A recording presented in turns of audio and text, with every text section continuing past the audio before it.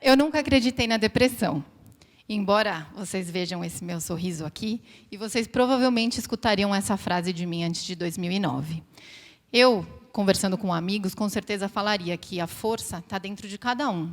E que todo ser humano é capaz de sair de qualquer situação que ele se coloca. Triste, alegre, com dor, a gente é capaz de controlar aquilo que a gente sente. Em 2009, isso mudou. Eu tinha passado 3 anos fora, eu tinha feito um mestrado na Espanha e tinha passado 6 meses voluntariando na Índia, numa escola rural. Foi uma experiência muito marcante para mim. Eu até voltei careca de lá, não porque eu tivesse me iluminado, nem nada disso, mas porque eu peguei piolho. E aí foi uma experiência muito maravilhosa. E eu voltei para o Brasil e, em 1 mês, encontrei um trabalho que era considerado, por muitos, um trabalho dos sonhos. Eu tenho uma família maravilhosa que me ama e me recolhe cada vez que eu volto para casa, amigos que, independente do tempo, estão sempre ali por mim. Eu fui morar num bairro que eu gostava muito e encontrei uma grande paixão. Mas, por alguma razão, um buraco enorme começou a crescer dentro de mim. Eu não conseguia entender de onde vinha, porque se eu olhasse para fora, estava tudo bem, tudo como eu talvez imaginei que fosse na minha volta para o Brasil. O trabalho, realmente, aquele ser gerente de recursos humanos de uma multinacional, depois de ter passado aquela experiência, não estava encaixando. Essa relação, eu começava a ver que cada dia não estava mais fazendo sentido, e o buraco só crescia. Eu tentava disfarçar, até porque eu tinha sido uma pessoa que sempre tinha ajudado muitos meus amigos quando eles precisavam de ouvido. E agora era eu que estava num buraco e de lá eu não conseguia sair. E na terapia, não tinha como negar, eu estava deprimida. E aí eu lembro de conversar com a minha mãe, que é uma pessoa que foi muito especial durante todo o meu caminho, que também é psicóloga, eu também sou psicóloga, e de falar para ela, num dos momentos de profunda dor, mãe, agora eu consigo entender em mim o que eu estudei na faculdade e o que eu vi tantas vezes no consultório. Aquela dor que eu sentia fez com que eu pudesse sentir a dor do outro. Aquele momento, embora fosse um momento de muita transformação e dor, foi um momento onde eu exercitei o que, para mim, é uma das maiores virtudes e dos maiores desafios do ser humano, que é a empatia. E empatia é uma palavra fácil de usar. Empatia, me sinto empático, estou, né? É verdade, eu me coloco no sapato do outro. Difícil é exercitar. Voltando, só vou trazer vocês de 2009 um pouco agora aqui para os dias de hoje. Eu fiquei 1 mês, me meti em um outro mestrado, fiquei 1 mês fazendo uma tese que me deixou maluca. No final, no meio de tudo isso, e no final já de ter entregado o meu trabalho, roubaram meu carro. Então, por mais que eu quisesse naquele momento, pelo menos para mim, era impossível eu exercitar ou estar nesse lugar de empatia, que eu tanto acredito ser fundamental. E aí, no meio desse turbilhão, um amigo meu me contou a história do nosso querido professor Hermógenes, que eu não sei quantos de vocês estão familiarizados com ele, mas ele é um mestre do yoga, ele trouxe o yoga para o Brasil, enfim, há muitos anos atrás, nos anos 60, se não me engano, ele tinha 35 anos, e ele estava passando por uma doença muito séria, e o yoga trouxe ele de volta, e hoje ele, como vocês podem ver, tem essa carinha aí maravilhosa. Ele conta uma história que ele estava lá na Índia com o amor da vida dele e com a pessoa que tinha sido até aquele momento a companheira dele, visitando o Sai Baba. E aí, no meio dessa devoção toda, ela é atropelada e morre lá na Índia. Naquele momento, ele ficou desesperado. Ele começou a culpar a todos, e para ele é como se o mundo tivesse acabado em 1 segundo. Porém, essas pessoas que têm esse lugar que eu espero um dia chegar, ele conseguiu chegar ao que é o seu mantra. Quem conhece o professor Hermógenes sabe, ele fala sempre: entrego, confio, aceito e agradeço. Isso, para mim, é um outro mantra da empatia pessoal. Porque é verdade, a gente fala muito disso de ter empatia com o outro, mas muitas vezes nós somos os nossos piores julgadores. Nós somos os nossos maltratadores internos com o chicotinho, lá lembrando como a gente não é bom ou como isso que a gente está fazendo está errado. Então, acho que o grande desafio, e que, para mim, é um caminho a ser percorrido, é entrego, porque eu entrego e aceito e confio que essa minha entrega ela é de coração. Aceito o que quer que seja e agradeço tudo o que passou e o que está por vir. Isso, para mim, faz muito sentido. Mas, voltando lá para 2009, eu não podia ficar naquele lugar. E tinha tido uma experiência tão maravilhosa lá na Índia, e eu quis voltar para aquele lugar que se chama Auroville. Auroville, para quem não conhece, é uma cidade que foi projetada para 50 mil pessoas. Nós lá somos 2.500 pessoas até hoje. Então, se alguém se animar e quiser ir, tem lugar. E a Auroville foi pensada por uma francesa. Como vocês podem ver, é um mapa de Auroville, que é para ser o formato de uma galáxia, que é a Mira Alfassa, que é mais conhecida carinhosamente como a mãe. Ela tinha 90 anos quando ela criou a Auroville. Então, acho que quando a gente fala que nunca é tarde, é verdade. Você pode criar uma cidade com 90 anos. E a Auroville tem 40 nacionalidades morando lá, né, dessas 2.500 pessoas. E foi baseado no yoga integral de um filósofo indiano muito interessante. O nome dele é Sri Aurobindo. Não sei também contar um pouquinho para vocês da história de Sri Aurobindo, que eu acho que tem muito a ver com o que a gente está falando aqui hoje. Sri Aurobindo, ele foi um lutador armado pela independência da Índia. Então, ele foi contrário a Gandhi. Para ele, a Índia só se libertaria por meio das armas, até que ele foi preso e passou 1 ano na prisão. E, na prisão, ele percebeu que o yoga dele, que o caminho dele era outro.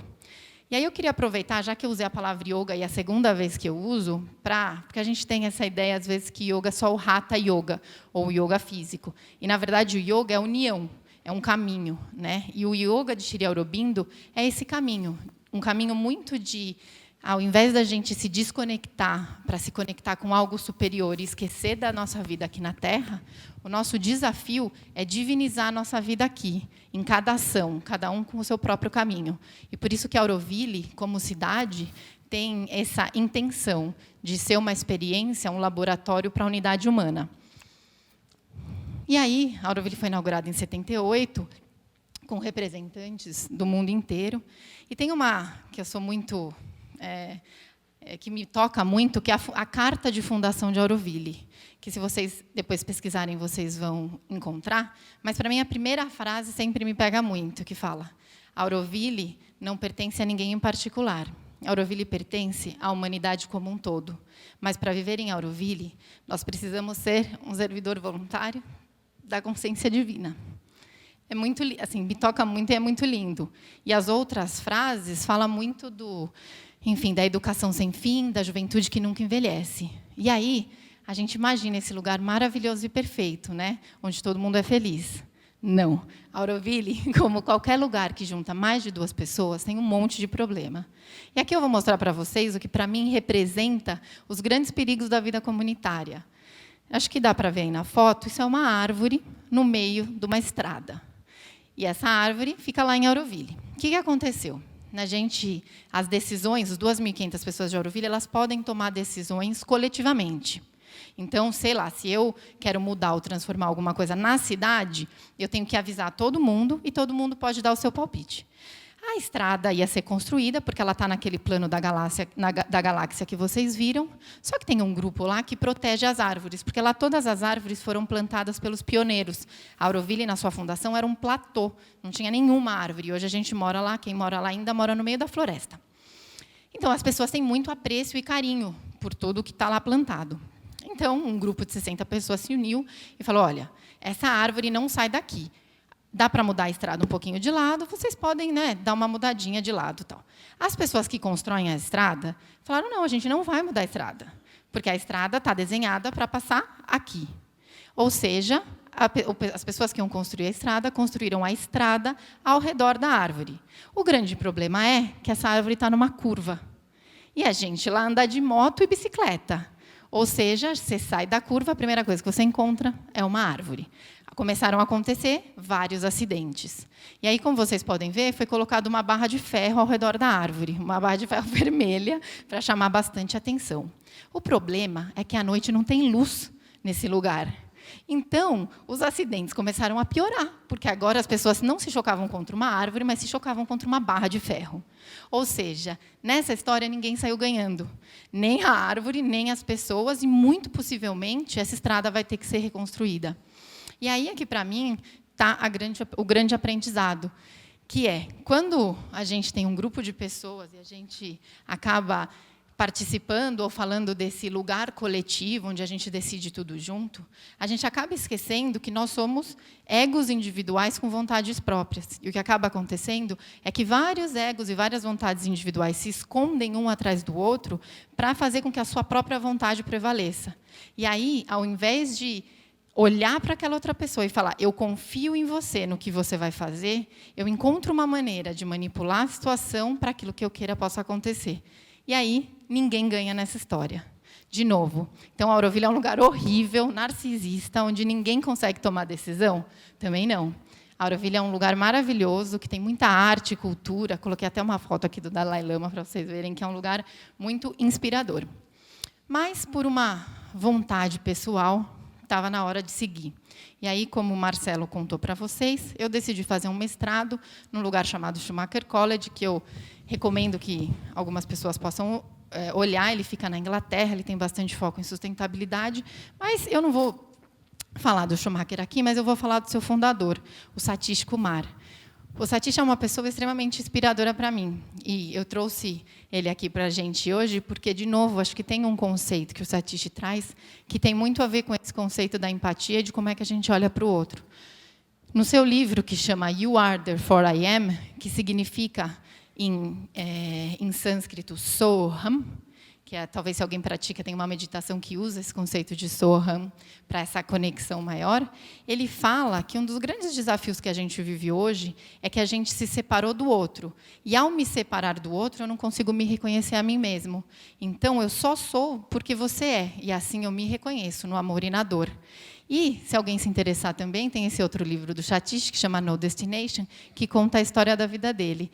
E aí, como um bom peregrino, que é o que ele passou andando aí o mundo inteiro como um ativista pela paz. Como um grande ativista pela paz volta para a sua terra, eu acabei voltando para a minha também. Voltei para São Paulo, tem 9 meses. E aí, como naquele primeiro momento que eu compartilhei com vocês, voltei para essa minha família amada, para amigos que estão sempre ali para mim. Encontrei um trabalho, um projeto que está me motivando muito, muito, muito. E o buraquinho começou a crescer de novo. Só não encontrei a grande paixão ainda. O buraquinho está crescendo de novo.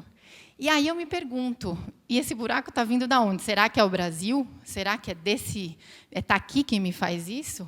A resposta para mim é clara, não. E aí o grande acordo que eu faço comigo é não, dessa vez eu não vou embora, dessa vez eu vou ficar.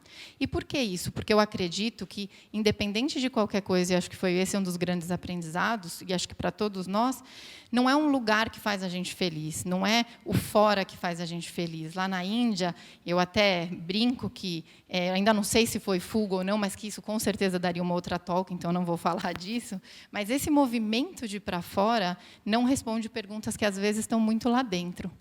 E aí, mas estou aqui de volta, e faz parte, e acredito muito que essa transformação nesse momento tem que acontecer aqui. E uma das coisas que mais tem me pegado como um processo de transformação e que eu tenho refletido muito a respeito é quais são as ferramentas ou como é que a gente faz para fazer esse processo. Porque, por exemplo, eu faço meditação, yoga, aí tem gente que faz curso de clown, e a gente começa a procurar um monte de coisa ou ferramentas fora para essa mudança. Quase como se existisse um pacote da NET para transformação e para iluminação pessoal. Como se a gente fizesse tudo isso bonitinho, a gente fosse ser feliz para sempre. E aí a gente esquece de olhar para o caos do cotidiano, para as nossas tristezas, para a dor de estar vivo. E aí é como se eu não estivesse nesse caminho ou encontrando esse lugar onde eu acabo sendo mais feliz, eu não pertencesse. E aí, nesse momento, eu gostaria de dividir com vocês um poema que tem me ajudado muito a pensar a respeito dessa história do caminho, que é do Antônio Machado, que é um dos meus poemas favoritos, que uma parte dele diz: Caminante son tus huellas, el camino y nada más. Caminante no hay camino, se hace camino al andar. Al andar se hace camino y a volver la vista atrás. No se va a volver a ver la senda que nunca se ha de volver a pisar. Caminante no hay camino, sino estelas en la mar.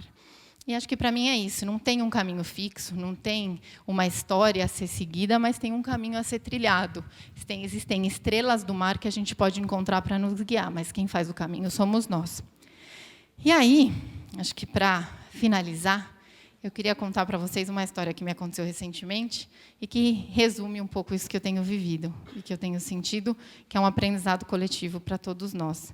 Eu fui, nessa minha busca, fazer um trabalho de autoamor e cura. Logo eu, que acho que não existe essa fórmula mágica para a transformação. E aí a mulher falou comigo por 1h30, me contou várias coisas a meu respeito, que eu já sabia, mas teve uma frase que ela falou que, para mim, foi fundamental. Ela falou: Mari, está na hora de você parar de buscar e começar a encontrar. Isso, para mim, dessa 1h30 foi o que valeu a pena. Por quê? Eu não quero aqui negar o valor da busca. Eu acho que a busca é muito importante. Mas se a gente não começar a encontrar isso que nos faz humanos, é nesse lugar de humanidade, de reconhecer que somos humanos, que nós somos capazes, então, de reconhecer a humanidade no outro. Muito obrigada.